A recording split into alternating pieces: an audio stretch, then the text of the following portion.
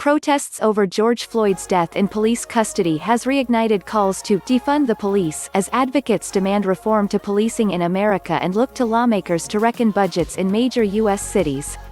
But what do advocates mean by calling to defund the police? The movement comes as a step up from advocates who argue that overhauls are necessary since previous reform attempts in the wake of brutal incidents have failed and the U.S. is significantly out of step with comparable nations across the world in its spending on the military and law enforcement.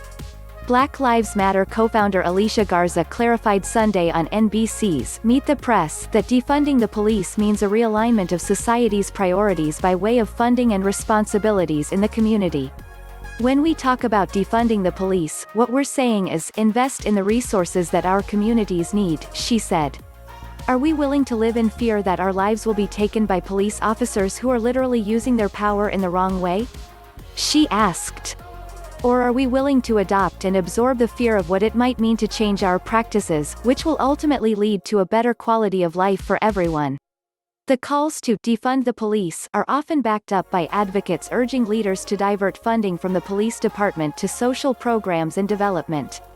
The Movement for Black Lives, a coalition of black rights groups, released a petition that gained signatures from scores of celebrities and pointed to the deaths of Black Americans like Floyd, Ahmaud Arbery, and Breonna Taylor as examples of systematic brutality that plagues Black communities across the country. The petition says that increases in law enforcement funding should instead be routed to causes like neighborhood infrastructures, childcare, education, creating a public national healthcare system, and other causes that support a vibrant Black future. The U.S. is ripe for redistributing those funds, as advocates point to the national norm of exorbitant spending on police departments.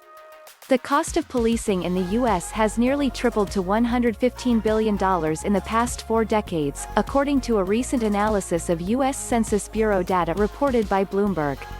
In Minneapolis, where Floyd was killed and protests kicked off on May 25, council members floated disbanding the police department as the state's public institutions like colleges and museums began publicly divesting from police. On June 7, a veto-proof majority of Minneapolis City Council members announced an official commitment to disbanding the department in favor of community-centric public safety efforts.